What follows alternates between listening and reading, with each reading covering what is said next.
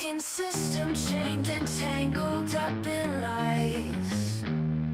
Voices shouting, screaming in defeat. Politicians playing games under darkened skies. Hope lost in the dust of the street.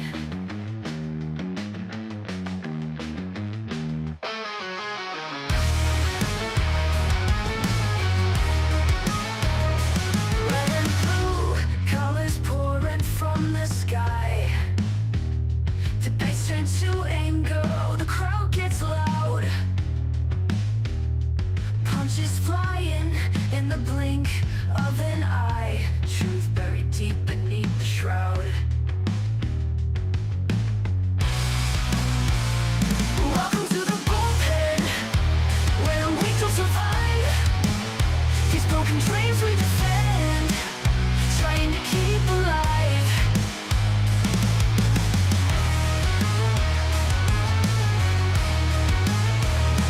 Faces on the screen, flashing perfect teeth.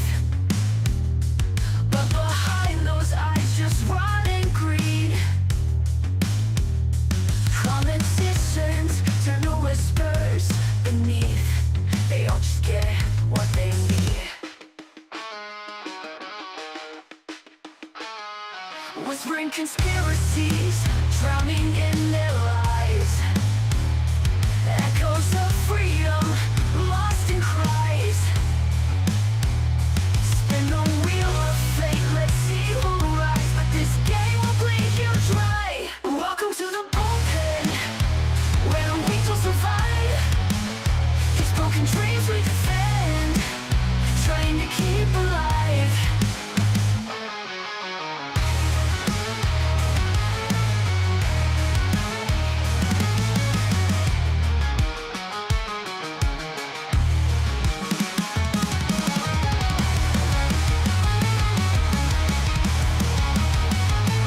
Welcome to the bullpen, where the weak will survive. These broken dreams we defend, trying to keep alive.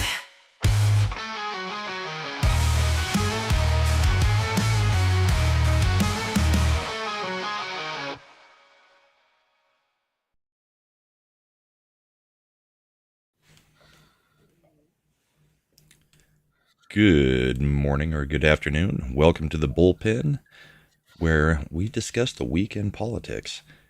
And this week, we get to talk about a boat running into a bridge. We get to talk about seashells on a beach. We get to talk about the Supreme Court.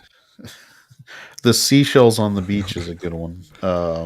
We also get to talk about the cover up to try to to cover for the press by now throwing Biden under the bus completely with releasing the her interview, which is so it's clearly sharp as attack Joe. Sharp as attack. Hey, Vex just rated us. Thank you, Vex. And good morning. There's Lindsay joining us as well. She's been playing a lot of Expedition 33. I watched a bit yesterday. Nice. Is she someone who understands how to win that game, unlike other people who sometimes play it streaming? She's getting there. Okay. Good. Vex, perfect timing. Yes, it was. Thank you. So yeah, I think the seashells on the beach was one of the more interesting ones, and some of the fallout from it, because one of the Krasensteins got sucked into that one, and also got a visit from Secret Service, and is not real happy about it.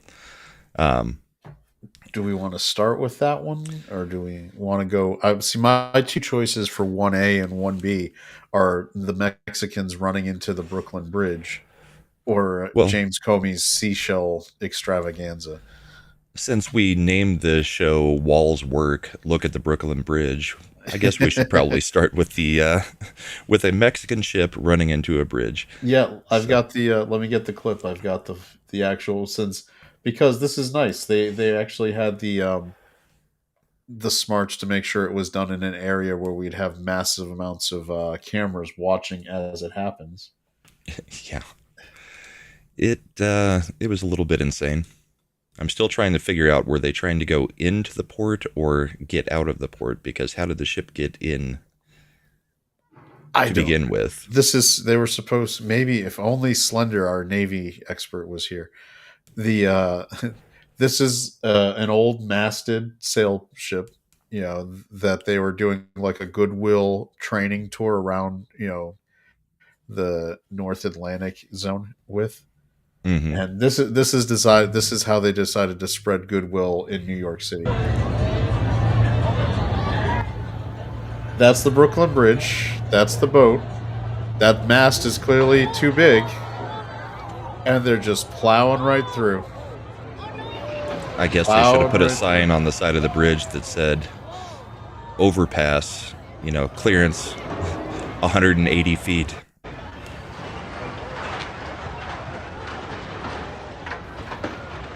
I'm gonna say I'm pretty impressed with the lights staying on the upper part of the mast. Yeah, but all the Whatever guys that were up on the mast, they fell did got not stay on. no, they got so yeah. So this is a good angle. We can leave that up. Once again, allegedly, this is an instance where, just like in Baltimore, the boat lost power, and so it was just going without direction. Now, why that would prevent them from dropping a freaking Why would the anchor to rudder try not to, work? yeah, I would imagine they could at least Power steering. drop anchor to try to like stop the boat from moving forward and hitting a bridge and killing people. I believe there were a few fatalities as a result from the sailors who were up on the masts. I haven't heard of any fatalities yet. I know that there were a few people in critical as of yesterday. That could have changed this morning. But And then they also, and this bridge, because this wasn't a giant freight container, didn't collapse. Which would, I mean, you want to talk about a problem if Mexico's Goodwill boat had collapsed one of the great iconic bridges of the United States. But this was so they did inspect it. At least two are dead now, per the latest update. yeah, that's what Ghost just said Yeah, in chat too. yeah. So it's just a debacle. Like you got to start wondering if things like this are intentional. It's weird that we go all this time and now we have multiple bridge strikes within like it's weird. Well, according to Twitter, it's obviously Duffy's fault. So That a how are Mexican, we gonna I explain do that away? I do love, like, yes, Duffy is responsible for a Mexican naval vessel's training and maintenance. Flying a gigantic Mexican flag and playing a whole bunch of Mexican music as it runs into a bridge. Apparently, the power didn't go And out for why were that. there people standing all across the mast? Yeah, Slender saying sharks should show minimum, maximum clearance, high tides, low tides. Yeah, I guess if I they don't were know. leaving, it could have been that they got in during a low tide. I don't know. I mean, there's ways to get. I mean, what is that? The Hudson River that that's going over. I would think so. So I'm pretty sure there's other entry points where it could have gotten in, and it's probably not supposed to. It's through the East River, spanning East. the East River between the boroughs of Manhattan and Brooklyn. That's your neck of the woods. I don't go anywhere near New York City. So here, I'm gonna let me see. Stop trying to get directions. I'll switch to what I'm sharing because I brought up a Google map Oh, okay. and share Google Maps. Share. Like it even look the Brooklyn. It even has the Brooklyn Bridge like incident here. So Right. you can see like it could have easily gotten in through the bay accesses here. Yeah. Look, this is where the Statue of Liberty is. So like there's open water through the upper bay here. Then it just could have turned going towards the Brooklyn Bridge up here Mm-hmm. where the incident happened because it looks like it happened on this side of the bridge per that little uh, icon. So I mean, I think that's how the boat got in, and it was just never meant to go. It should not have been heading towards a bridge it couldn't clear. Yeah, Slender said Port Authority should probably have had somebody on board supervising, and it could be our fault since we're in charge of the traffic. I wouldn't. I don't know. There's a lot going on. I would like to find out that if they were supposed to like maybe have done like a turnaround because Or if it truly was a power issue again. yeah, that maybe because this is a goodwill tour boat, right? That's why it had the giant flag and was doing the music. You could see it like doing basically a little kind of parade around the coastline, then flipping around to do the other direction. Goj, who's looked into it a little bit more, says, from what I understand, tide plus wind plus tug push, not tide, plus engine failure on Mexican ship. So a cascade of failures. Yes, that Yeah. are obviously Duffy's fault. Well, Trump's fault, clearly. Ultimately. Ultimately. Basically. Basically. Stuck in reverse, not a power outage. Okay, that would be even more of a problem. Oh, it looks like we did get a super chat. Yeah, I've got to scroll back and get that one. Jeremiah Hembry for $5. Are you talking about the Dark Vader AI voice saying racist comments in Fortnite? I saw the story. I haven't actually looked into it very much. I mean, who in their Have you? right mind didn't see that coming as soon as I you mean, gave players the ability to use the Darth Vader voice to say whatever you wanted? you give them any voice and they're going to come up with a way to do something like that, especially in a game that is mostly populated by 20-year-olds. Exactly. I mean, the clips I had seen circulating a lot weren't racist things. It was more like Darth Vader just completely crapping on the sequels, which was hilarious. And that's And good. which was funny. And Lindsay, that's kind of why I had named the show that. Um, I mean, now that I've heard that 2 people died, I mean, yes, that is a more tragic thing, but there is something interesting about a Mexican ship getting blocked by a American iconic bridge. Yeah, you shall not pass. Yes, It's like, especially with that ridiculous flag flying. Not a regular size flag. I understand it was a celebration and everything, but yeah, yeah, that was like a dealership size flag, is what that was. yeah, that's going into Dallas from Fort Worth, where they've got the company that built or that makes all the flags that is flying just oversized, ridiculous flags all over the place. Huge, At least they're huge, made in America. Huge. huge. Yeah. I now that I made that joke, I want someone to put an AI Gandalf on top of the Brooklyn Bridge and just yell, "You shall not pass." Just a tiny little miniature guy slamming his Yeah. staff down. Uh, Not that Mexico is the Balrog. Clearly, that's Canada. But Hey, the Balrog will not be able to be a 51st state, so it can't be Canada either. so this is on the heels of just we're about to enter into renegotiating the USMCA.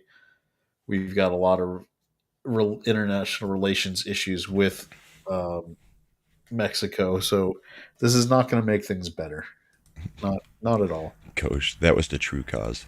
The huge flag caught the wind, dragged it off course into the bridge.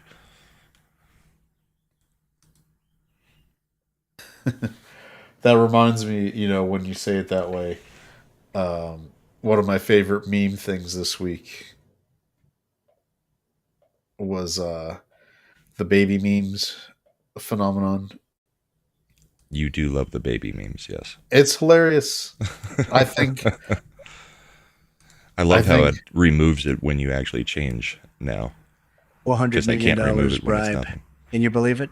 First it Baby was Trump. Russia, then Ukraine, now this. The fake news just keeps getting better. Let me tell you something. If someone offered me $400 million to put America first, I'd say, make it five, and I'll throw in NATO too. But seriously, folks, what they call a bribe, I call a deal. That's what I do. That's why the economy was booming, the borders were secure, and the world respected us. You know who really took bribes? The people who sent billions to China while your jobs vanished. The people who made sure you paid more for gas, groceries, and everything else. He's gonna win another term. Then there was baby Stephen Miller. Could interfere.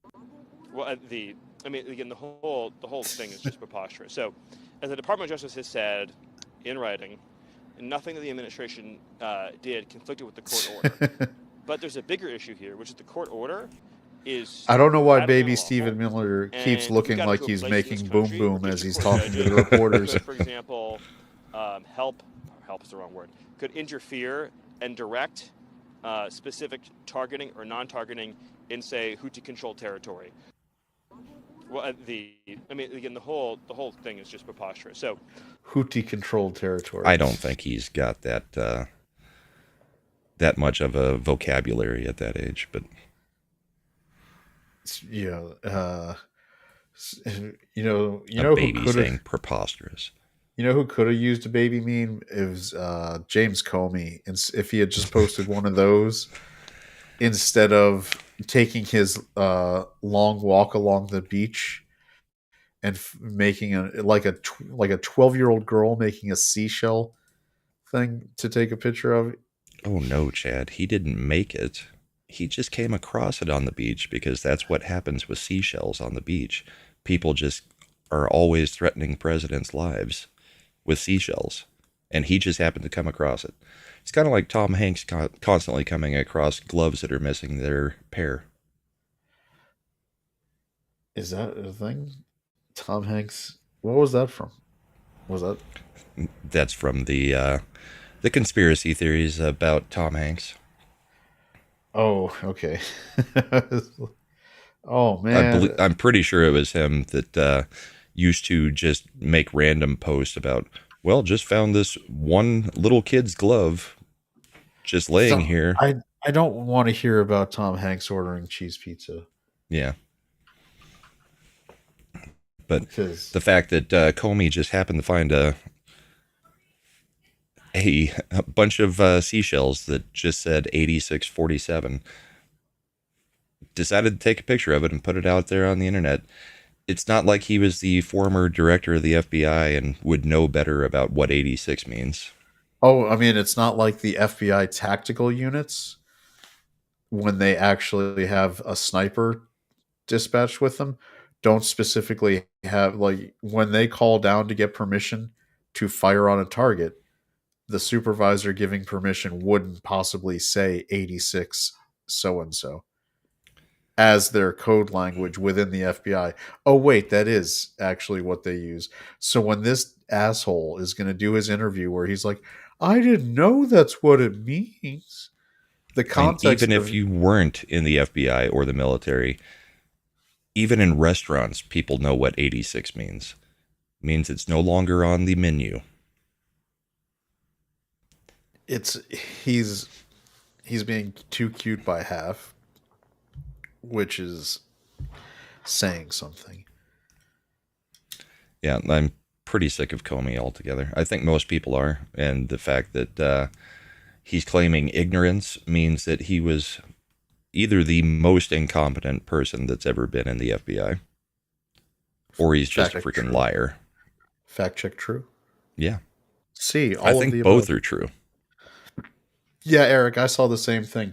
The fact that the 8 is a different color totally bothers me about this picture. The OCD going off a little bit. Yeah, I mean, he should have either made the 6 the same color as the 8 so that it was 86 was one set of colors and 47 was another. I mean, he can't even gather seashells right Such a little bitch. Well, maybe that was to throw off the scent of it being him, and it was obviously a little kid on the beach that just spelled it out. Yeah, it's like his kid. But I did enjoy that one of the Krasensteins also posted, now it is the time or something like that with the 8647, and then said, Secret Service won't be say anything to me. And then a couple days later, or maybe the next day, Secret Service was at Krasenstein's house. And he's like, see, this is what true authoritarianism looks like.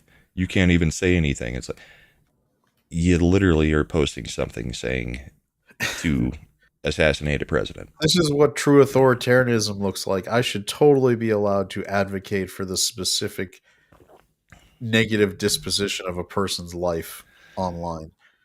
Yeah, if Watching my words carefully since Brahma's monetized.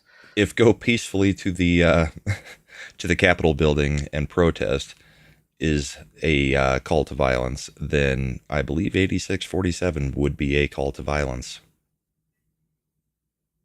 Sure. And we had a whole impeachment about that. So bear in mind also, this is also in the context of the guy who had not one, not two, but 3 assassination attempts of varying size and scale that we against know him, of. that we know of in the campaign, including one where he was actively shot. Another where we had a guy attempting to purchase tow missiles to take out Air Force, Trump Air Force One, whatever. It wasn't Air Force One yet. Trump's private Trump jet. Force One. Trump Force One. And somehow apparently had the connections where he was able to do that because he had been working with guys in Ukraine. Amazing how that might work. Odd. Odd. And yeah, it had Weird. like 17 cell phones and all this stuff. Isn't it amazing how we have no idea about any of these people's, like, We still haven't heard anything about them. the only people who have no digital footprint, no social media standing, none of this, are the people who decide to just go after President Trump. So Yeah, it's a little bit strange. we in Comey, having been the former director of the FBI, is also well aware that in Trump's first term, we had a deranged left-wing shooter who went to the congressional softball practice field and tried to mow down 30 Republican members of Congress, including sending Steve Scalise to, like, on the emergency, like, going intensive care where it was in touch or critical go, condition. and he did almost die. And honestly, if Steve Scalise hadn't been on that team with a plainclothes Capitol Police detail assigned to him because he's in leadership, there would have been nobody firing back to keep this guy from just having wiped out that entire squad. And I'm sure, through all the thoughts and prayers, the Democrats wouldn't take advantage of that at all to swing the House to their, they wouldn't immediately move to have put Pelosi back in as House Speaker. So anyway, Yep. I'm just this idea that this guy, who is one of the sleaziest, most knee deep in things person, which also reminds me of another thing. Bongino and Patel continue to be my most disappointing choices. Talking about how they're only going to be this week, they're going to be distributing out about 1,000 FBI agents from headquarters to the field offices, and making sure that that all the remaining 10,000 employees who work in Washington, D.C. will have the most amazing, most premier office to work in. They're going to get them a new, highest tech, bestest building ever. Like, you assholes should be firing everybody. They should have a floor. Like, they should be able to go take a section of the USAID building that we gave to Border Patrol for the FBI at this point. But no, they're draping themselves in their own power now. They're joining the team. So whatever. It's they're the worst disappointments. Yeah, we talked about them a bit last week. Oddly enough, right after we talked about them, Bongino finally did make a statement on what they've been doing, and he's claiming that they've been busy with the deportations and helping with that and identifying people that need to be deported. But that's not what we asked them to be doing. I don't need them to be helping with that. I don't think That's the one place where no, I didn't vote for this. What I voted for was for you guys to clean up the FBI and the CIA. correct. And at least Tulsi and Ratcliffe are making positive movement over there. They fired another batch of people this week, Mm-hmm. and they're in fact to the point where John Brennan went out there and started doing his usual protest tours about how this is gutting the intelligence complex. And if you've got Brennan out there huffing and puffing, that means you have fired all the right people. By the way, John Brennan, former director of the CIA for Obama, a avowed communist in the 1970s, member of the Communist Party. In the Shocking. 1970s, during the height of the Cold War, and he's the kind of guy we think, yeah, he should be director of the CIA. Not a red flag at all. Not at all. Yeah. It's not at all like Bernie, having his honeymoon over in communist China, or Tim Walz multiple visits over there and staying there for how many years? These are the people that the other party wants to have in leadership. And Walz has been absolutely ridiculous lately, going on the, I guess, what he considers a campaign trail, even though, there's nothing left for him. He's been out there just spouting off left and right, speaking on behalf of the Democrat Party, which has been very effective for the Republicans. I'm the guy they bring in to appeal to the white working class. That worked out really well. Yeah. Yeah, the dudes for Harris, white dudes for Harris, worked out great for them.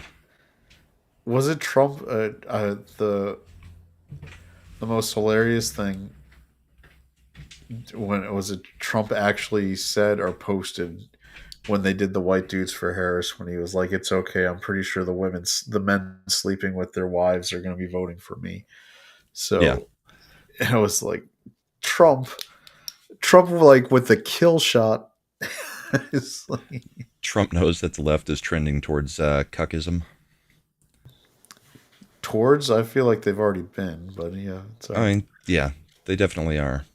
At least the white male portion of the Democratic Party. Yeah, they're all imitating Diddy as best as they can Got to have those freak offs. with the baby oil. What are the odds? I'm pretty sure there was reporting on Barack Obama going into some of those parties. There's reports of a lot of people going to those parties. Yep, and there's now the conspiracy theory angle is that it is no mistake that once that Diddy got arrested right around election time last year, so they could get all those freak off party tapes, and that's when all the celebrities who had been silent and were sitting out the election suddenly came out and was like, "Yay, Kamala! We like Kamala." I'm looking at you, Usher, specifically. Usher. Yep.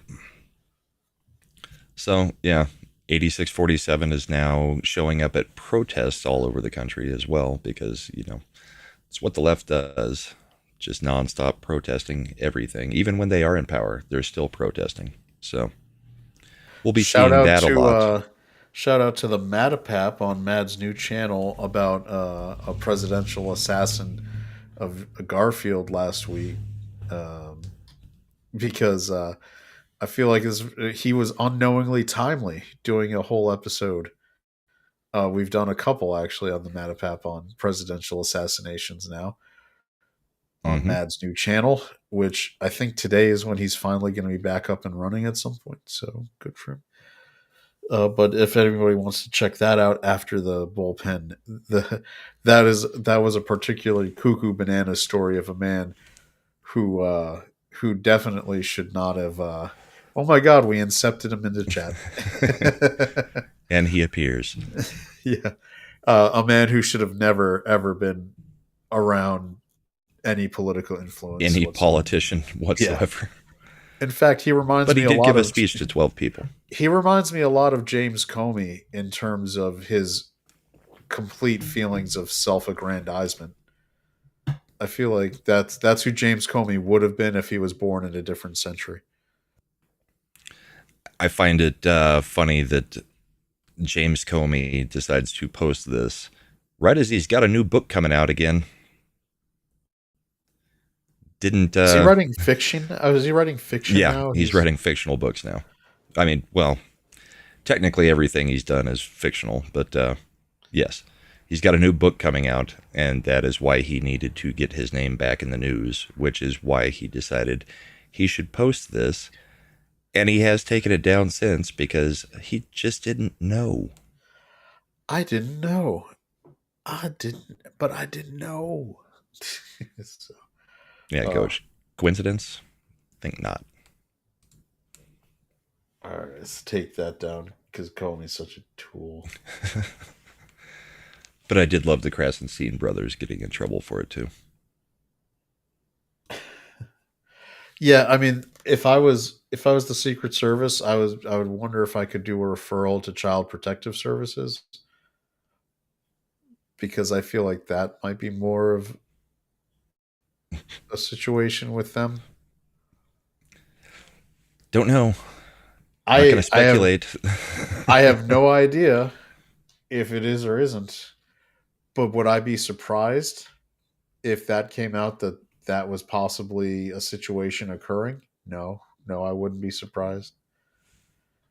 I mean, it'd be like if you found out that they were really interested in a Podesta's art collection, thinking how wonderful some of that art that Podesta had hanging up was. Wouldn't be surprised, not one bit. Getting into some deep internet conspiracy theory over here. Yeah, Chad trying to get us taken off the internet. I am not asking questions with a capital Q. I'm just asking anonymously. questions. I'm just asking questions. I'm going to sue a Navy SEAL's widow because that's going to make me popular within the community. Even Jesse Ventura is he had a legit opportunity to try to be something. He had gotten elected as an independent in Minnesota. Mm-hmm. He actually did a couple things that were pretty popular. He was doing some good stuff in Minnesota, and he just couldn't tamp down the crazy. No, dude, it's completely nuts. Because he had one of the best answers I'd ever seen in a debate. Because apparently, I guess Minnesota, they were spending tons of money doing winter rescues on people who were falling through the ice after they were snowmobiling on top of these lakes. And he was like, it's not my job. It shouldn't be our job to try to pay for keeping stupid people alive. To save idiots. Yeah, like everybody knows you shouldn't snowmobile on frozen lakes. We're all from Minnesota. We all know that. It's just like, you know what? That makes a lot of sense. Why are we spending all this money to save these people? And as Jambalama says, he went full tard after that. You never go full retard. Yep, he went simple Jack. Yep. One simple Jack. But yeah. He was part of the Reform Party because that was when Ventura was trying to suck Trump into that party at that time too. He was trying to get Trump to be a Reform Party candidate. And Trump was like, nah, I think I'm okay at the moment. Worked out well in the long run. I'd rather not be associated with you, Mr. Ventura. I mean, being in the WWE Hall of Fame is one thing, but political party, no thanks. I think I'll side with Kane. Donald Trump has made sure to include not just one, but another WWE Hall of Famer in every administration he's run. Because he's had Lyndon McMahon in both. Yep. Now, if he could just get Kane in there too, I mean, we got to find a spot for him. That's Kane's been doing a pretty good job as mayor. Kane needs to run for governor of, I think he's in Kentucky, so he could take on Bashir. Is it Kentucky? I thought it was Tennessee that he's in. Is he in Tennessee? I think so. All right. Well, then he needs to move to Kentucky because we need to get Bashir out of Kentucky. Yeah, that'd be nice. So, shall we talk about the plane? The plane, the Qatari plane. The plane, the plane. Yeah, Yeah. Eric said it is Tennessee. So, That's. I mean, Tennessee's pretty solid. Outside of yeah, Memphis and Nashville. Nashville. Yeah. So, So, yeah, the the Qatari Qatari plane. plane. It's a nice, big, beautiful $400 billion plane. It's also A a palace in the gift. sky. It's a gift. I'm gonna take it as a gift. When they're trying to give him shit. Who was it? Somebody. It was Scott Besant this morning when they were asking about it, and he was like, France gave us the Statue of Liberty. We didn't say no. England gave us the Resolute desk. We didn't say no. This is going to be a gift to the American people. We're not going to say no. So the word And it the wouldn't original, surprise me if Trump never actually flies on this plane. yeah, they were initially attacking it, trying to say that Trump was going to be, That it was a bribe. yeah, that it was a bribe, It's like, and so because he they, took the bribe and he got a couple $100 billion of investment for the country. That it's weird. It seems like it's all going one direction if it's a bribe. yeah, I mean, it's like the baby Trump said, I'll if they wanted to give me if they wanted 400 billion for America, I'd say make it five. And so Trump went to Qatar and he got him to increase the deal. It's more than just the plane. Now they're actually doing some investing in the United States as well. Yeah, well, so Trump's foreign policy right now seems to be, we don't really care about how good or bad a country is. It's really what kind of deals can I make with them that benefit the U.S. Which And is how it always should the be. left is absolutely outraged over we're making deals with anybody who will actually do things that are making it better for American business. The left really does hate the working man. Correct. I mean, no one should be upset. In the end, if we avoid war with Iran and we make a deal with Iran that's reasonable, and we end up opening up the entire international market to Iranian oil, which adds another major competitor to Saudi Arabia and Russia in terms of international oil production, and drops the cost of oil, which then drops the cost of refined gasoline, which drops the cost of plastics, which drops the cost of energy generation across the board, transportation, distribution, et cetera, and you start lowering everybody's costs. How are you not in favor of that? If you can reduce the risk of war globally, Mm-hmm. specifically in the Middle East, and push towards normalization and peace within the Middle East, and then reduce the cost to the consumers in the United States, you're somehow saying he's a dick? Like, look at you, terrible person. You know what they're really upset about is every step he takes to help make oil, as it is, the most widely available, commercially viable energy generating for vehicles source. They're so unhappy that we're not getting on this like renewable energy boondoggle, because they can control all that too, by the way. One Sorry, thing that, switching scenes to get rid of your screen share. yeah, it's still there. But It's off on mine. is it? I still see it, and I'm on the YouTube feed, and it's still there. So whatever, Well, it's all right. But point now it's is, back. like, when there's renewable energy as the main thing, it gives them the ability to shut down energy to people immediately, anytime they feel like it.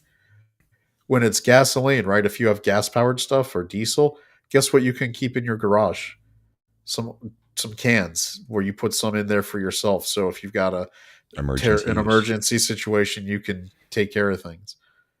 They hate that. That's why they want everything on electricity. It isn't because electrical power is better or that EVs are better. EVs are terrible. Like, drive an EV in the cold, like Colorado, I don't know why anyone would drive an EV out there, because once you get to the cold season, once it gets below freezing, EV's range drops by like 45% or more. You'd be amazed at how many are out here. Specifically Teslas. Yeah. Teslas Maybe. and what is the other one? Rivians. Is Yeah, that the I other think they make truck the thing? trucks. Yeah, yeah. Yeah. But it's a completely irrational system, like, because But if you're in it's a their place holy that gets grail. snowed in, yeah. I mean, their holy grail has been climate change for 30 years now to try and get control over energy production, which leads them to their power base. And if they get enough people, sucked into the belief into climate change as a major thing, that's where they're getting their power. So, yeah, the left is going to be ridiculous about this for the foreseeable future, because if you're making deals that bring oil and coal specifically, and natural gas back into mass production and getting most of your energy from it, that's pissing them off, because that is completely shutting down the Green New Deal, everything that they've been working on. I mean, Trump's dismantling everything that they've done in the past 4 years, and it's great. This is what we voted for. I mean, every time I see something on Twitter that it's like, is this what you voted for? It's like, yes. Everything except for Cash Patel and Dan Bongino not doing anything. Yep. And I guess in theory they could turn it around. Pam Bondi's also, she's doing enough good stuff with like the 2A and making settlements on there that I'm okay with it. But I want to see a little more out of her. I'm hoping that Ed Martin and Hermie Dillon start doing some pretty solid work that we can give the DOJ credit for. I saw a few things that Harmeed is working on. Can't remember specifically, but I should have bookmarked it. But Harmeed seems to be going in and getting some work done. Dismantling some DEI. But the other branch of government that is hampering a little bit, again, is the Supreme Court. So since you love to stay up on the Supreme Court stuff, Yep. you want to give us a breakdown of the latest decision from the Supreme Court, the So 7-2 decision. we've had there were two major things in the Supreme Court this week. One was they did actual oral arguments on the birthright citizenship case on Wednesday, on the 15th. The thing is, though, they weren't actually doing arguments on the merits of the case. I guess Thursday the 15th. They were looking at the merits of nationwide injunctions, which is the major thing hampering the Trump administration, because left and right district courts have been basically locking down the Trump administration every time they do anything. Right. So that was interesting. I do believe that there's going to end up being a compromise decision on that, where that there is going to be an allowance for nationwide injunctions, but there's going to be, the Supreme Court is going to issue specific formulas on how it has to be done, so that they don't, because John Roberts is an institutionalist, and he knows that these things are causing a lot of issues within the integrity of the court, quote unquote, for the conservative side. So he's going to do something to try to lock that down, but at the same time still preserving the right to do nationwide injunctions. Yeah, Roberts, in his only thing that he seems to have cared about in his full time at the Supreme Court is his legacy, or the court's legacy. So he doesn't seem to make decisions based on the Constitution all the time. It's about how the court will appear and what preserves the court's power, in my Correct. opinion. Yeah, so that's what I feel like. That decision is actually going to be fairly quick forthcoming for the Supreme Court, probably a matter of like a week or two. When they do a case like this, they're not going to sit on it a long time. Um, the swing issue is going to be Amy Coney Barrett, who is the problem child to a lot of people in the conservative circles. Mm-hmm. So the And issue for good for reason. her, She just keeps seeming to side with everything that is antithetical to why we wanted her on the court. So, yeah. So Amy Coney, the problem, she's an academic, and this is where I watched a lot of legal people who followed like her legal career. She mhm. never actually worked in a professional like litigating position. She went from being a law student to being a law graduate to being a law clerk to being a law professor Right. to So being she a never actually lawyered. She judged. to being a judge. Like she never actually was a litigator. She's basically she took the academic route into judgeship. So she approaches it, if you understand someone's like way they approach things, you can see it.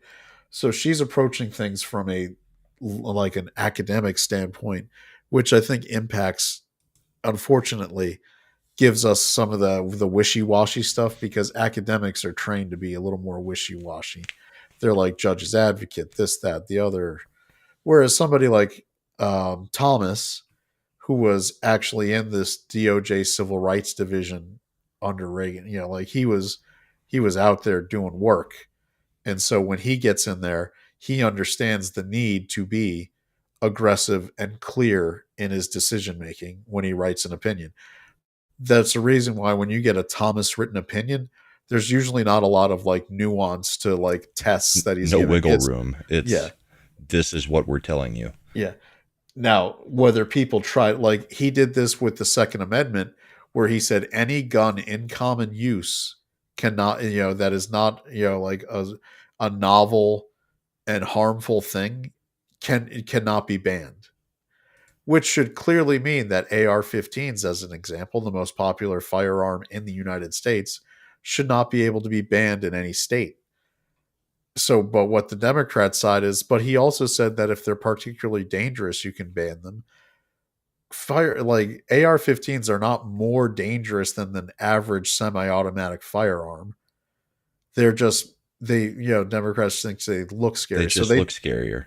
yeah, so they took Thomas's like one little caveat where he was trying to add to future proof his decision. Like if you make a laser gun that can melt people instantly or something, like that's novel and dangerous. We can ban that for the time being, right? That he was future thinking when he added that line. Thinking like, when Simon Phoenix gets unthawed and he finds the laser gun in Demolition Man. Yeah. But I feel like that's exactly what Thomas was thinking when he put it in there.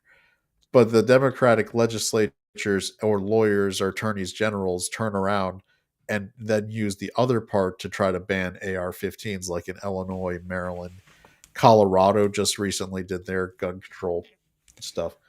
Yeah.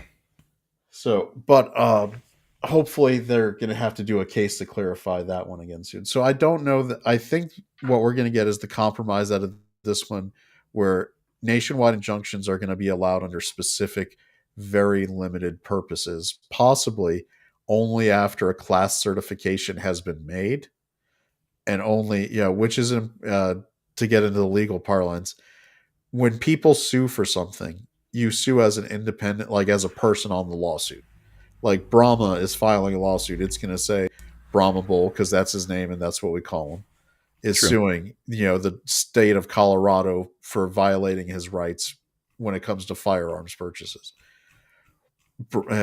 He would then turn around and say, this lawsuit isn't just about me, it's about every adult male and female over the age of 18 who could purchase a firearm. So this shouldn't just be considered an individual lawsuit. This should be a class lawsuit. You should certify that every person impacted by this law is now part of this lawsuit. To do Right. that, As you part have of to, the standing. yeah.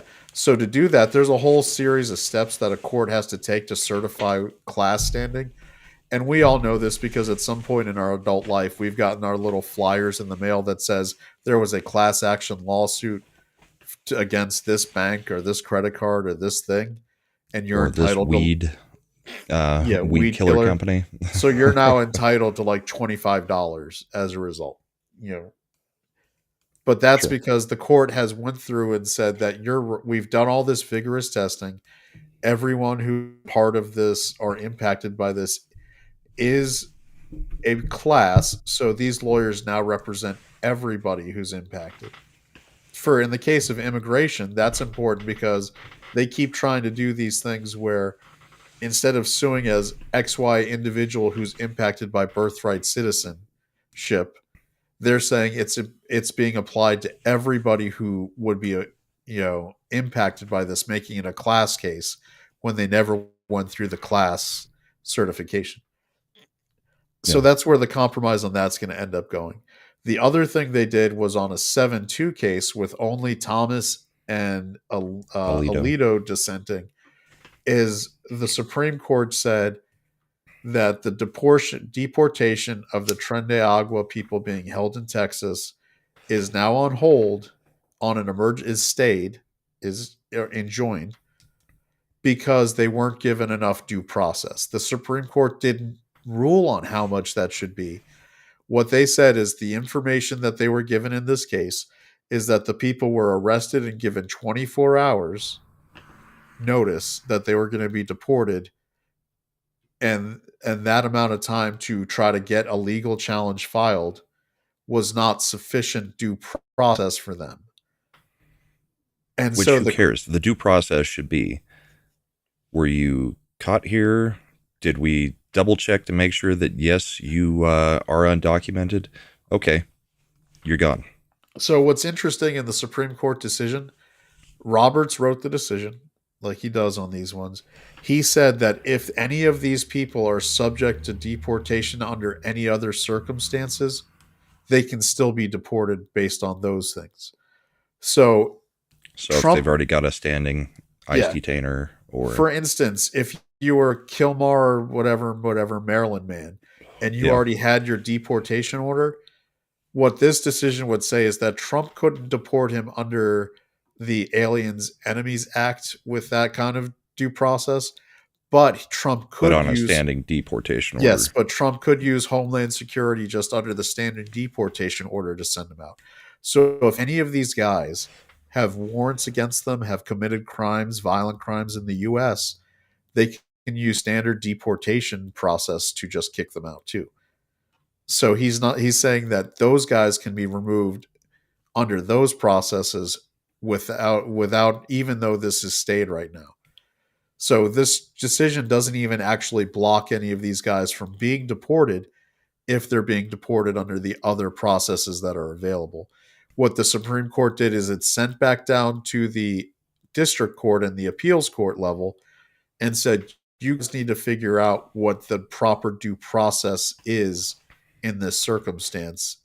And then if the federal government disagrees, they can then appeal that back up to the Supreme Court and we can make a decision. So they're not fact-finding on due process yet. They're going to get to that. They just said it doesn't pass the smell test for due process, so it needs to go down. The federal government needs to detail and give a more specific process that they're following, and then if that's all good, we're fine. If the detainees challenge that process, it can go back up. If the federal government isn't happy with what the court's order to be processed, it can go back up. So it's not a final decision in any way. So what it means is they're going to have to get more than 24 hours notice, it looks like. See, my thing is a lot like TZ said.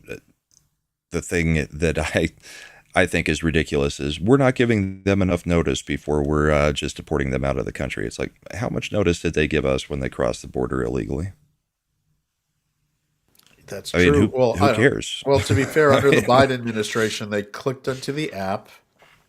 Depending on how they came in, yeah, they might have given very good amount of notice because they might have got a flight in. Yeah. No, I think there's going to come. So this is the part where the Trump people are still playing it close to the vest because they haven't told the Supreme Court to fuck off yet. Because they could. The most famous case of that was Andrew Jackson with the Indians. Trail of Tears. Where he told them to F off and he just kicked them off their land anyway.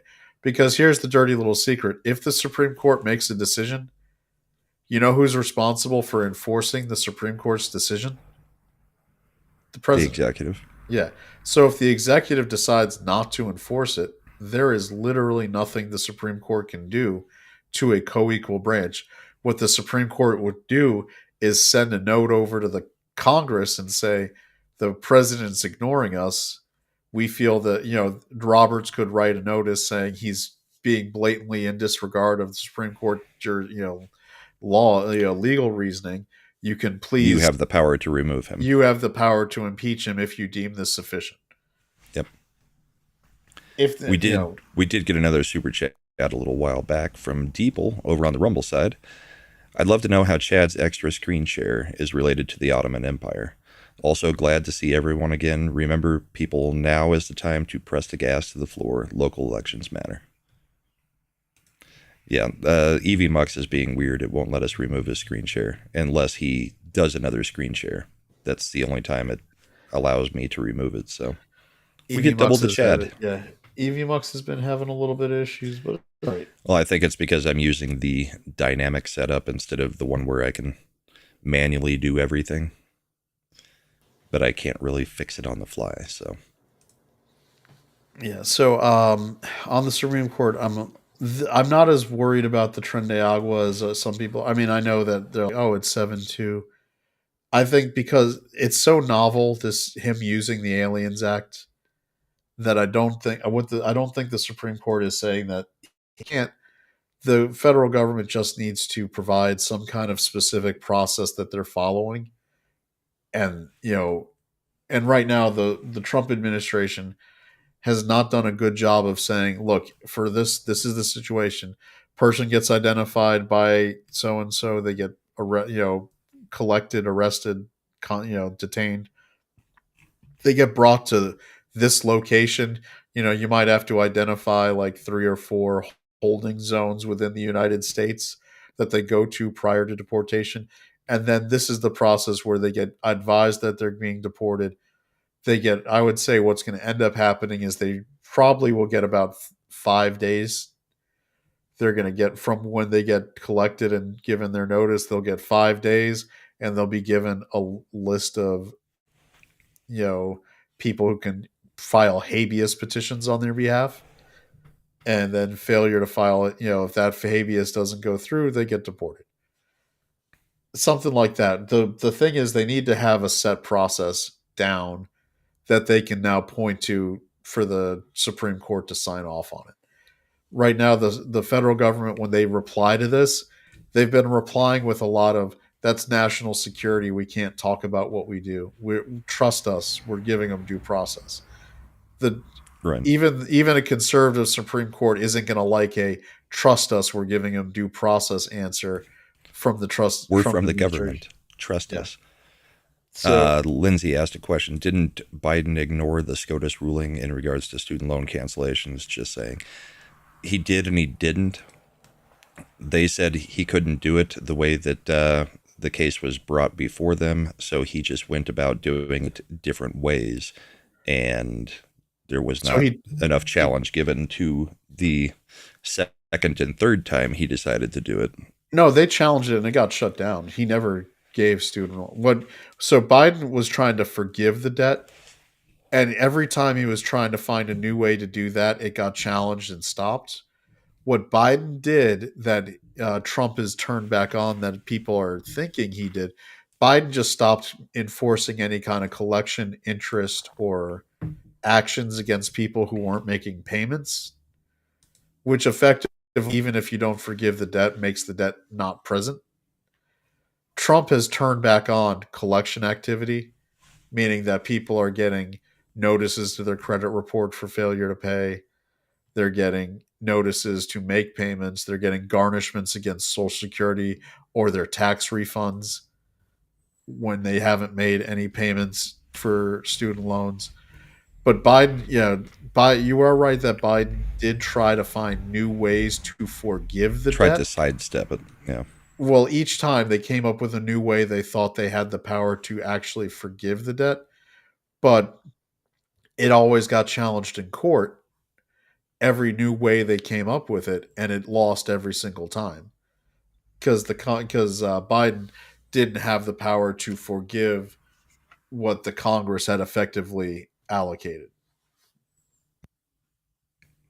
Which, yeah, I mean, you took a loan. You're the one who signed for it. I don't care if you were 17 or 18 at the time.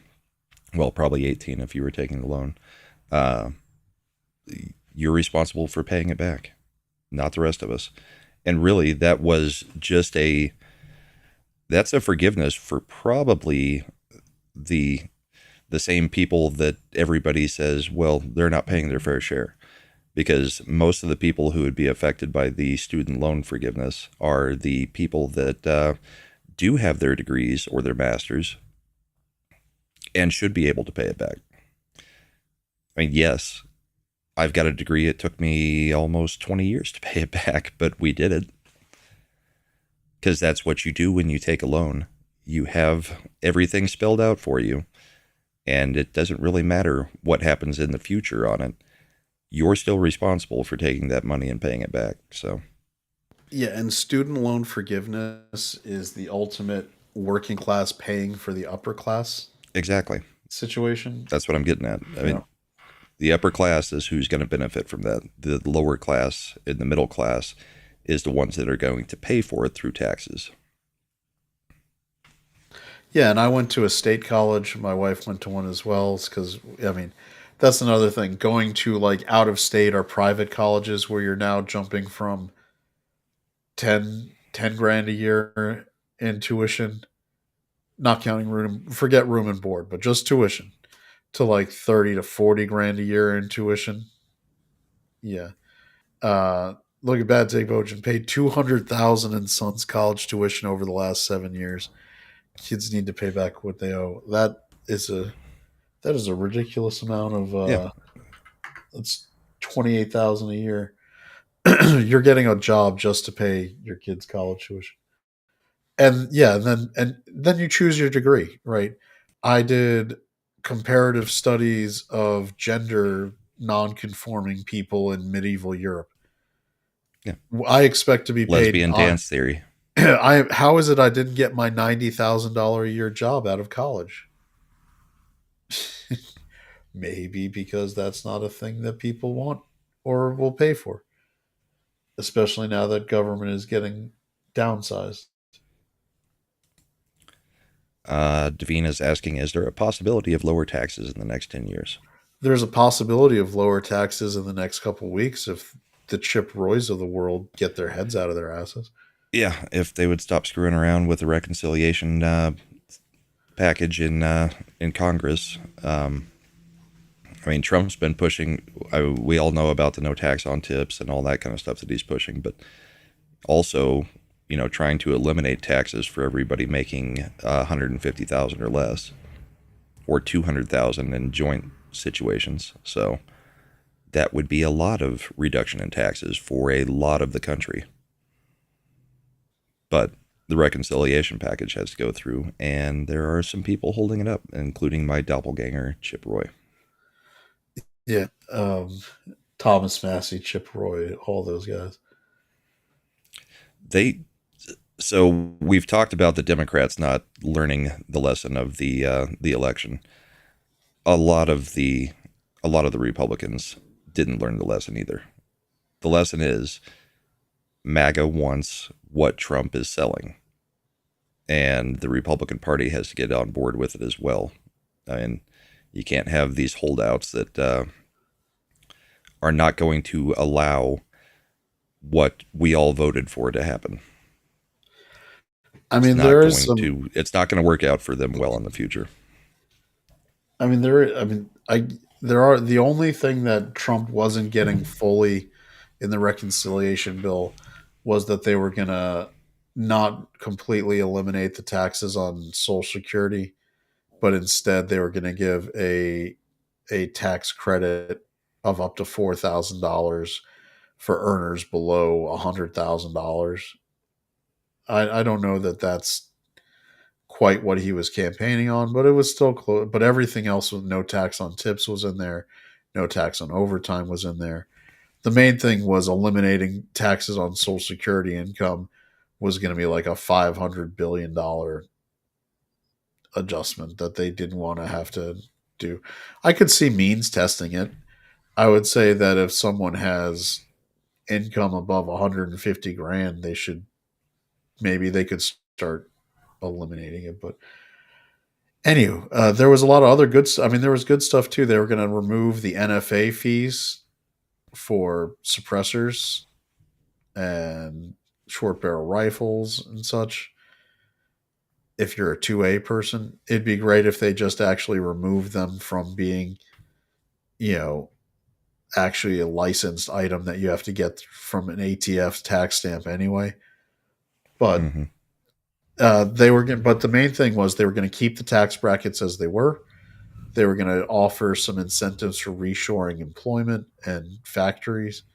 This he needs this second pillar to be able to make the moves against China in trade.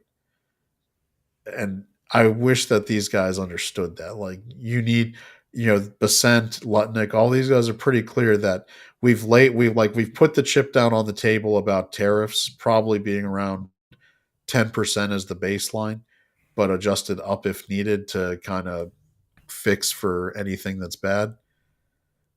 Yeah, the And we China need, deal was 10% and 30%, right? The one that they were yeah, working on. yep. And they need that second leg of the stool here, and that's the tax policy to be able to really move into overdrive on things because they need to be able to have now they've got the stick with the tariffs. They need the carrot to really reshore stuff, Hmm. and that's the next thing. So, and the last thing is gonna, we've talked about enough on that. I do think that these Republicans get a little too full, like my principles. I get it. In theory, it's awesome to have my principles, but sometimes you've got to just pro- Compromise to well, you've get got to things done. you've got to get W's. If you Yeah. never, my principles is why John McCain was able to torpedo repealing Obamacare. Yep. So because there And look wasn't how enough much that's cost the middle class over the last, what has it been, 14 years? exactly. So Most of us can't even use our health insurance because we can't afford the deductibles on top of the cost of the plans. So, I know we had one more thing to get to, the her interview. yep. I've got it, but I don't. I'm worried about screen sharing now because it's just going to start the whole thing I up. figured out how to fix it. So All right, then. we just go to the Harambe and Peanut, and then I can remove it and then come back. All right, so this case, we finally got the leaked audio of it went to Axios of the interview that Biden gave to special counsel Robert Hur about him storing classified documents in his house next to his Corvette in the garage. And talking to his ghostwriter about things that were Yep. classified. And his And ghostwriter deleting all of those conversations before the special counsel could listen to him. and all the people on the Democrat side, especially Adam Schiff and Raskin, going out and saying that everything that Hur said about Biden's cognitive issues was just cheap shots. To give people a frame of reference if they forgot, Special Counsel Hur came out and did his report, and his conclusion was Biden 100% did it, but because he's such a dementiaed, frail old man, there's no A way jury would a never jury find would him guilty. would convict him because everyone would think, would be like, oh, poor old man. They're never going to convict him. And people said, and in his report, he said that Biden was not lucid, was mixing up dates, didn't remember when his son died. And Biden came out, did an angry press conference saying, how dare he bring up my son? When we were doing the interview, he was bringing up my son to try to badger me because he knows it's a sore point. We'll listen to the audio in a second and see how that was a lying statement. Then there's also the Shifts of the world who went out and said Hur was a liar who was just doing work for the Republicans because Biden is sharp as a tack. Everybody who's been around Biden knows he's still the smartest man in the room. So let's Yeah. go ahead and play this. People coming out and going, well, Robert Hur isn't a neurologist, so he can't make these statements. It was pretty obvious to anybody who listens to it. So Yeah, let's this listen. was their smartest man in the room. A little bit of a longer clip, but gives us a good idea of what was going on. Living in Chambers Road, and there were documents related to the Penn Biden Center or the Biden or the cancer moon shot or your book. Where did you keep papers that related to those things that you were actively working? So just to clarify, the specific question was just, I'm naming 3 or 4 things you were doing as vice president or in your capacity as a senator over this time.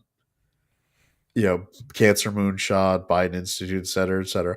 I'm just asking, where did you keep your papers when you were living in Chain Bridge, which is in Virginia, Chain Bridge Road? This is just asking him to go back because at the time before he moved to Delaware, he was living there. He had his permanent house in Delaware, but they had another place there. So just tell me. The question is only, I just want to know where you kept Where your do you papers. keep the papers? Yeah. And this is where he decided. And this is how Biden answers that. Well, I don't know. This is what, 2017, 18 that area? Yes, sir. Remember, in this time frame, my son is either been deployed or is dying. Incorrect. So he just clarified that it was 2017 or 2018 in that time frame. Her says correct. Yes, that's what I'm asking about.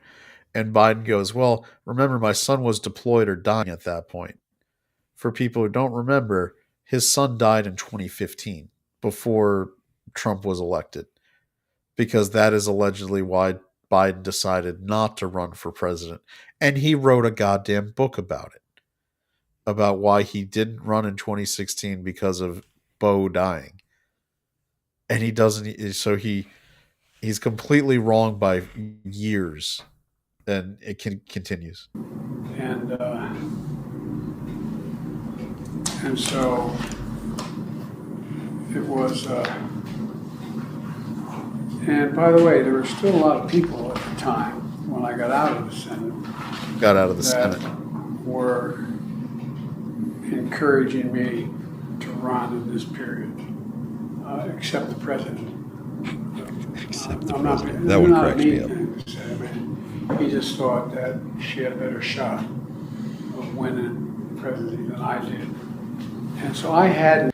So he's been told Obama was backing Hillary. So he knows that Her was specifically asking about 2017, 2018. He says this is, now there's 2 ways to look at it. Either he's getting completely confused and thinking this is going back to 2015, 2016, because that's what he starts answering about, everybody but President Obama wanting him to run for president.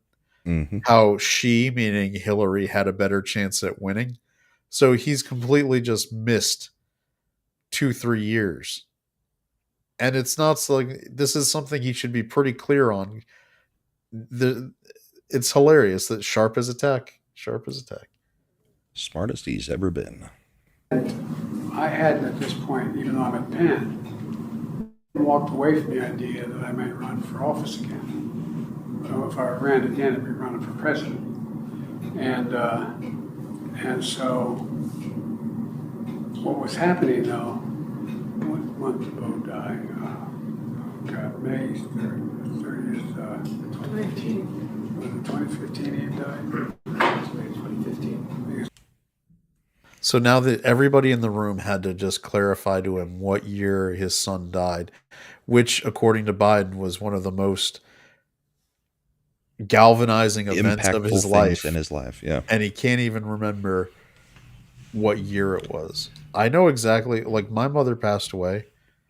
I know what year that happened without any trouble. So But do you know that- which war it was in? yeah, that was 14 years ago. Now, granted, I'm in my 40s, so that doesn't seem like it's a problem. I would think that if I'm not having memory issues or dementia problems, by the time I'm in my 60s and 70s, I'm probably going to still remember what year my mother passed away. Because I might not remember the exact details of this or that, but general what year something happened is not like the biggest thing to worry. He has written books about it. He's campaigned on his son dying every day for when he was on the trail, actually running in 2020 and in 2024 until he backed out. This But is he's not also given 20 to 50 different ways that his son died and wars that his son died in. That's true. He He can't keep the commander lies straight.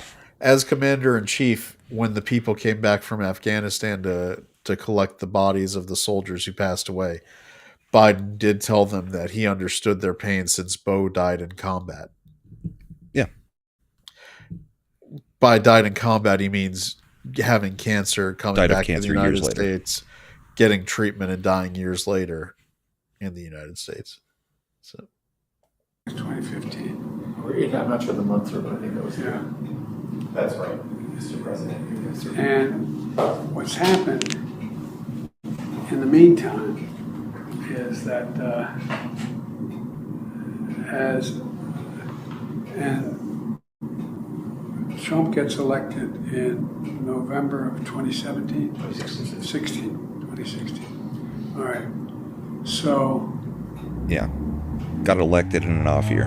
Joe Biden is a self-proclaimed constitutional law scholar who just didn't remember that our presidential elections happen every 4 years.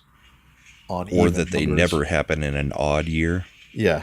So there you go. why do I have 2017 here? That's when you left office, January of Yeah, 2017. okay. Thanks for your help, Robert. Yeah. But that's when Trump gets sworn in. Right, January. right, correct. Okay, yeah. Yeah, that's how And the presidency works. in 2017, Bo had passed, and That's 2 years wrong again. He just had been corrected. They just remember, not even 40 seconds earlier in this clip, the entire room confirmed to him that Bo had passed in 2015. Mm-hmm. And he's like, oh, yeah, you're right. And now he jumped right back to Bo dying in 2017. this is personal. I love the clock ticking in the The background. genesis Yeah, you can hear the of the book, grandfather clock. the title "Promise Me, Dad," was I know you're all close with your sons and daughters. Remember, the original question is, Oh, where did it's- you keep your papers? Like my right arm, and that was my left. Correct. Yep. These guys were a year and a day apart, and they could finish each other's sentences. And Bo, I go home on the train in the period that I was still in the Senate. Well, if you're Robert Herr, part of you wants to jump in and be like, Mr. President, I just want to know where you kept your papers. Like, I don't give a damn about when you took your train home to Delaware when you were still in the Senate. Can you just tell me where remember when your he was- papers were? Remember when he left the Senate? He was What, vice president as 2008? of 2008. So yeah, so we're looking at a good 14 years by the time this interview was happening from when he left the Senate. And this guy's in charge of the country at this time. I think at this point we all know he wasn't. Right.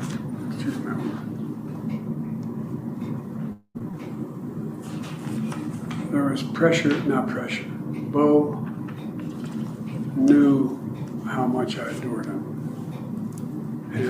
And which one sounds like they're using Bo as a shield or a That tactic sounds- in this that interview? sounds so. Yeah. Hur did not bring up Bo at all. Everybody knew how close we were. There was not anybody in the world who wondered whether or not. Anyway. And so. Sir, I'm wondering if this is a good time to take a break. Briefly. No, let me just keep Let's take a going. break because you obviously can't answer a question. Yeah, you're not up to this. I asked Robert's like I just want to know where you kept your papers in 2017. Were the papers next to the Corvette or not? Yeah. And we get the, so Bo, yeah, TZ Bird. Bo died in 5 or 6 wars. Bo died in Vietnam. Then Bo died in the Gulf War, the first one. Then Bo died in the global war on terror, both in Iraq and Afghanistan. Then Bo died of cancer when he's talking about doing the cancer moonshots. Then Bo died at a burn pit when he was talking about soldiers getting medical issues from burn pits. From the And first yet Gulf Hunter War. survived the war on drugs. Oh, Hunter thrived, man. I mean, apparently crack is the ivermectin of drugs over here. Right. Yeah. Yeah, Bo was the South Park. Bo was like the South Park Kenny for Joe Biden. Exactly. But that was the reason he ran.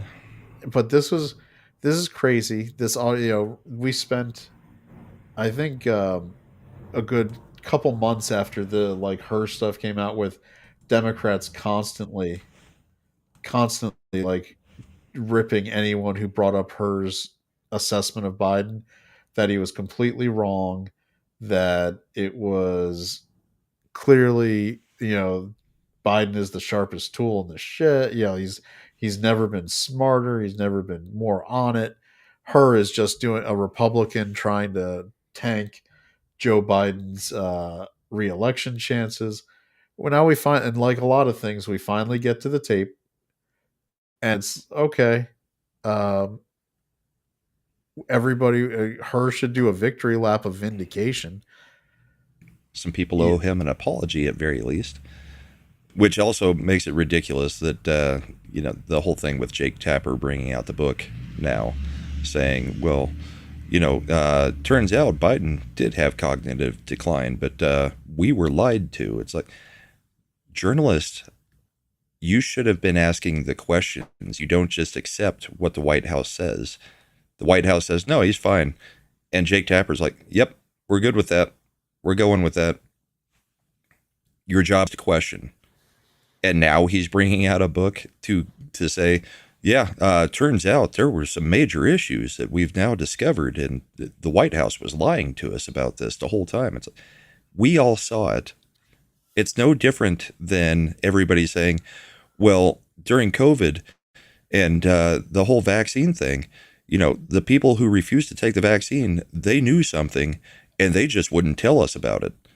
It's like, no, you guys shut down every time anybody tried to say anything about any of it because you wanted to go with the narrative that the government was putting out there. It's ridiculous. Yeah. And so what they're trying to do now with the Jake Tapper book is media, I guess, what would be the right way to say it? Media credibility damage control. Trying to rehabilitate the media. Yeah, all they want to do is get you to be able to, buy media lies again. Because they're like, oh, clearly, we're going to now litigate that Biden and his White House orchestrated this giant cover up that we hadn't. How could we have known? There's no way. It was just beyond poor us. I mean, Karine Jean-Pierre kept telling us, no, he's fine. So, I mean, how do you push back on that? Yeah, here's I got Mark Halprin shared this clip, to specifically aimed at Jake Tapper, right? So Jake Tapper had Laura Trump on during the when Biden was still in office. Here you go. Feel bad for him. How do you think it makes little kids with stutters feel when they see you make a comment like that? So Tapper, being the dick he is, just said, oh, it's not that Biden's, because Laura Trump was doing the standard. I feel bad for this old man that's got dementia that's being, put He's out there. being used by Jill and by whoever else is pulling the strings in the White House. Yep. And then he immediately comes out with this. By the way, I followed politics my entire adult life. Joe Biden was never someone that they said had a stuttering issue Until he had dementia. Yeah. First and foremost, I had no idea that Joe Biden ever suffered from a stutter. I think what we see on stage with Joe Biden This is why Laura's good. is She knows very this. clearly a cognitive decline. Okay. That's what I'm referring to. It makes me uncomfortable You have to no watch somebody on stage I can't. search for That's so amazing. questions It's so amazing to me and, that and try and figure out an answer. You can see how he immediately was like, "Oh, that's bullshit." Okay, Oh, that's bullshit. we're not going to take a diagnosis from you, Laura Trump. I mean, nobody believe your eyes when you or your ears when you listen to this guy just go on crazy rants, when he just starts whispering in the middle of a speech, when he can't finish a sentence, when he can't find the right word ever. But no, you can't point out that he's got obvious cognitive issues. That's crossing a line. a cognitive decline. Well, when you're trying to tell me that what I was suggesting was I think that you were stuttering, mocking his stutter. Joe Yeah, Biden. I think you were mocking his stutter, and I think you have I wasn't, absolutely no Jake. standing to diagnose somebody's cognitive decline. I would think I'm not that somebody diagnosing, in the I'm Trump saying that family we would be see more that Joe sensitive Biden of to people who today do not have medical is not the Joe licenses. Biden of Diagnose. Now it's trying to turn it around. Like a lot of people have said shit about your father-in-law. So how dare you try to you didn't need a medical license to know everybody. I shouldn't say everybody. Anybody who's ever dealt with a family member who's gone into dementia or memory issue care in old age knows what that looks like and could see it in Joe Biden.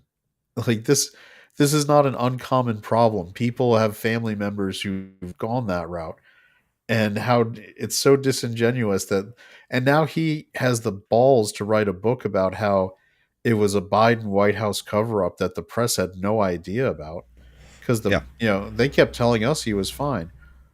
And how could we have ever seen any evidence? There was never any evidence except everything he was doing in front of the cameras. We as journalists are not called to question anything.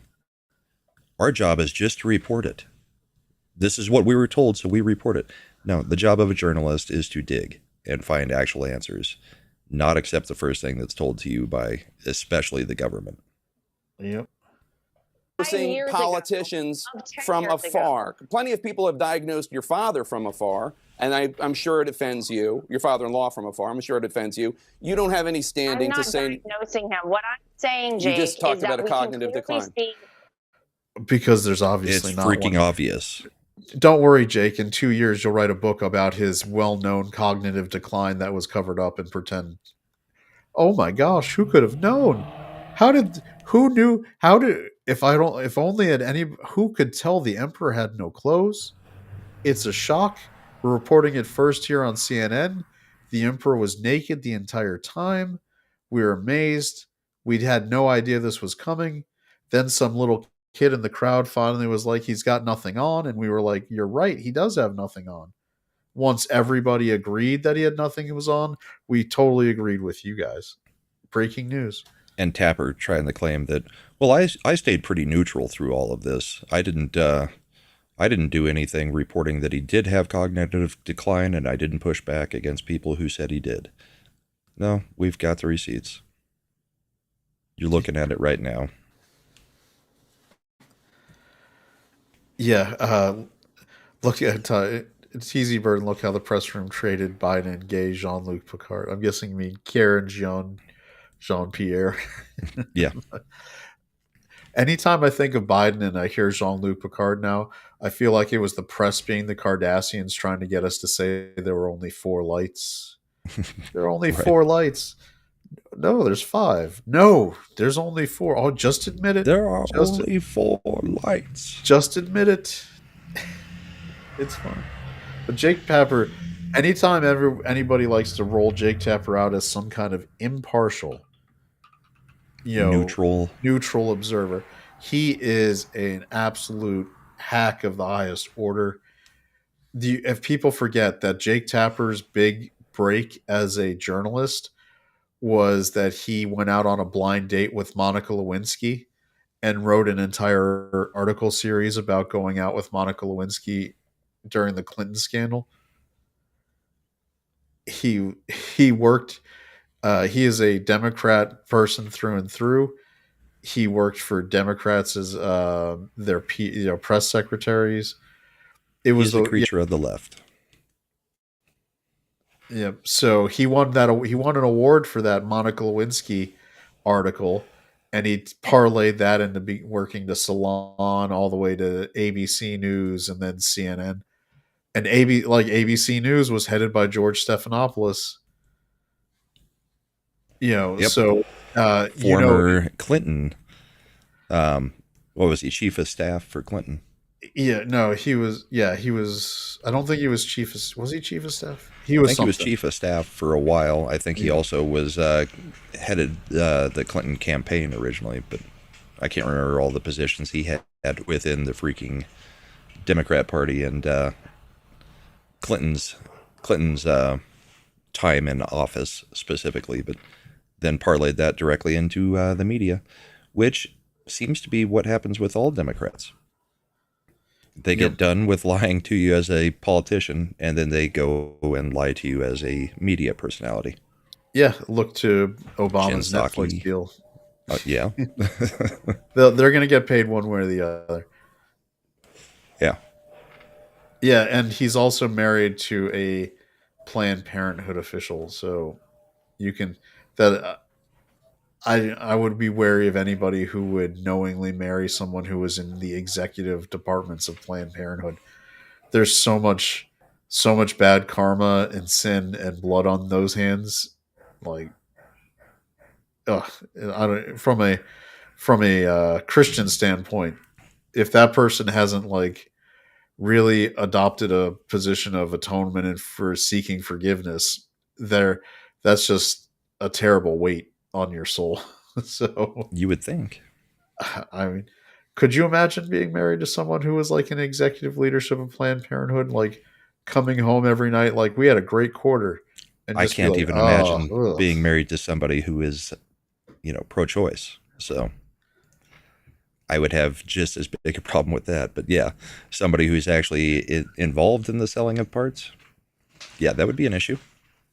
Yeah, because at this point, it's known how they do that. So anyway, but this is her interview. I think is going to pay, I guess, more dividends because what it does help is because Trump's people are smart and know how to do social media. They're going to do these supercuts of all these, intertwined with Biden just collapsing through that interview. With all these people like, no, he's great. Or attacking Robert Hur, like shifted. Mm-hmm. So, and Raskin. Yep. And Raskin. Oh, so I'm happy that came. I'm glad that it finally came out. I think it was Trump's DOJ stopped fighting the release of it and just like, oh yeah, sure. Here it is. Apparently the Axios reporter was just like, can I get it? And they're like, yeah, here. Yeah. Oh, you still want that? Sure. Yeah, so that's how transparency, man. It helps. So I'm hoping that this is just. I don't think that there's gonna. I know that Trump is doing some posts about AutoPen and who was in charge. There's a lot of space to ask questions about who was making decisions. I don't know that we're going to be in a position to vacate anything, though, just because. I think what you're going to get. Area. Yeah, I think what you're going to get is congressional hearings about it, which never go anywhere.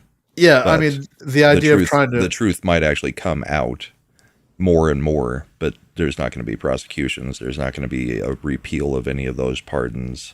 None of that kind of stuff. Yeah, I know that some people are floating, like, Justice Brown on the Supreme Court, like, oh, he was mentally unfit when he made the appointment. I'm like, that's not going to be something that we can actually probably fight on because arguing mental fitness at time of making an appointment is such a nebulous gray area zone of argument. What does it even matter? Like, if he was cognizant enough What to does it even sign the matter paper, at this point? Well, how do you even quantify that, right? Look, we know that he was probably dementia riddled. Does that mean that at no point did he have any kind of cognitive function? Then you're going to start getting into nuances of sundowning, like when people might have the cognitive capability of making decisions and not, and there's such from there's, 11 a.m. to 4 p.m. except for the hour and a half nap in the middle of it after lunch. We're going to get into the fact that historically we've probably had completely debilitated presidents like Woodrow Wilson, where there was still decision making getting done by his wife signing paperwork, holding his hand and signing things. And those were considered legal. Well, the other story that came out this week, if you've got a little extra time this week, the wheelchair story. Oh yeah, that if he won re-election, if he had won re-election, he probably would have been in a wheelchair for most of this 4 years. Yep. Which also, I mean, basically his doctors had said if he takes another fall, he's in serious trouble, which is why they went to the short steps on the plane.